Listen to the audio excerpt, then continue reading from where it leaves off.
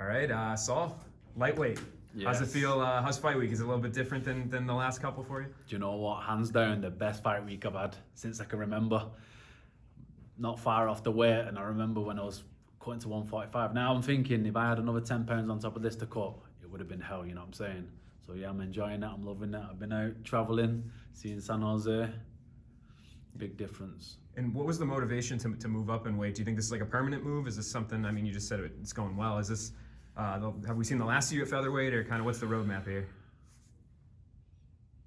The motivation for me was I got sick of cutting that weight. I always had a choice when I was fighting at featherweight. I could either choose between lifting weights and being bigger, or not lifting weights and kind of fighting at featherweight. So I sacrificed a bit of strength and a bit of muscle and kind of a big piece of myself, I think personally, to fight at featherweight. And like I said, when it comes to fight week, I was killing myself. All throughout the camp, I was just constantly starving and tired.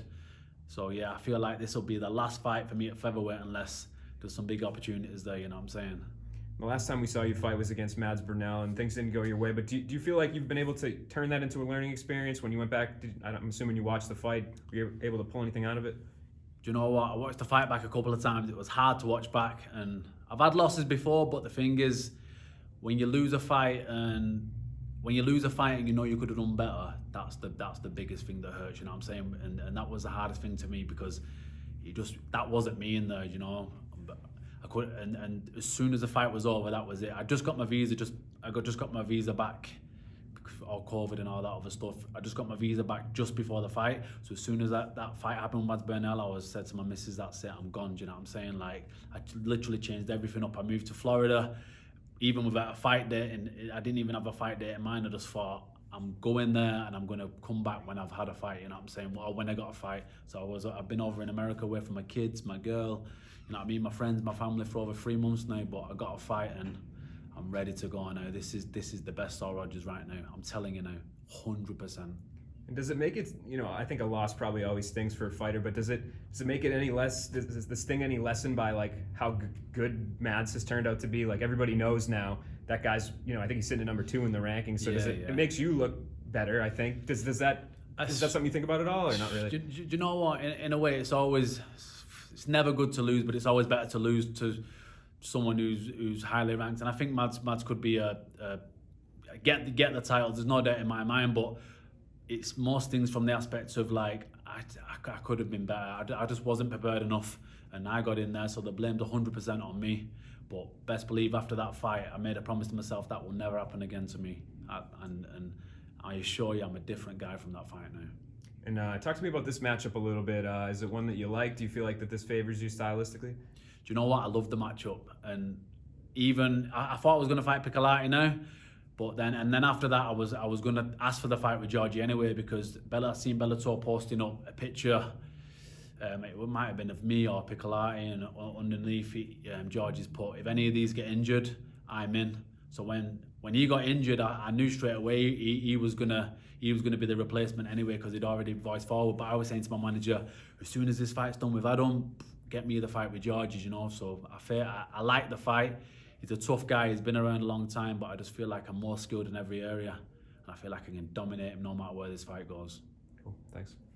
So obviously having an opponent step out on short notice is never easy. You know, having to formulate a new game plan on short notice has got to be tough. But luckily for you, your opponent has a lot of fight tape to watch. So I'd imagine make it a little bit easier. So does Georgi's experience in all of his time in the Bellator cage, has that made it a bit easier to formulate a game plan on a shorter time? Makes no difference to me, honestly. It makes no difference. For me, I look at a fighter as a whole. Is he mainly a striker, a wrestler, a grappler? And I feel like most guys now, they can do everything, do you know what I mean? You've got to be good in all areas to kind of survive in this game. I watch a little bit of tape on guys, and I've seen Georgi fight in the past as well, and it's not a thing whereas, oh, I'm going to structure this and structure this. You can have a game plan all you want, but when you get in there, sometimes it never goes out. I kind of work a few specifics, but when I go in there, I'm free to be me. I'm not going to bother about what he's doing. I'm going to be focused on myself. Apologies. Can I pause that? Can I let it ring out? Shall I just... Oh, Saul the power of the Yeah. point. You know why that is? That's my missus. That because my phone's on do not disturb. No one can get hold of me. Only my missus can get hold of me. So I'm blaming her. This gonna go out now. So obviously, this is your debut at lightweight, and you've mentioned like the tougher cuts to featherweight in the past. So I'm wondering how much more time have you dedicated to actual training now that you're in Florida, now that you don't have to worry about cutting that extra 10 pounds? What do you mean? Like, do you have more time focusing on other things besides just focusing on just playing the cutting weight? 100%. When I was fighting at featherweight in the past, the whole camp's about making weight. You know what I'm saying? And all the time, I'm hungry all the time. I'm tired all the time, and I didn't want to do anything in between. And this fight camp now, I know I can make lightweight easily. So I could just focus fully on my training. I've not been stressing about my diet. I've got somebody I work with now who handles the nutrition side of it as well. Literally every aspect of my game, from that last fight, I could have changed from working with someone on the mental aspect, from working on a high-level nutritionist, to getting at my environment at home and my kids and my girl, to training at one of the best teams in the world, 3 months away from everyone. Literally every aspect of my game, my life, I could have changed. I've changed. So when I step in there on Saturday night, I've not got one worry, not one doubt, and all I'm going to do is perform.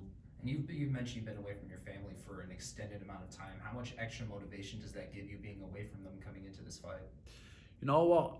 It doesn't really take much away or give me much. I don't really put too much pressure on myself and think about them, because the thing is, when I'm doing this shit for me. Do you know what I'm saying? This fighting's a selfish sport, and although what I'm doing is going to benefit my family in the long run, and of course, I've been away a long time, so there's no doubt that I'm not going to show up there. But that's not a big factor in what I'm doing now. I'm just kind of focused on myself and focused on my performance. All right, thank you very much. Thanks, Saul. Okay. Yeah.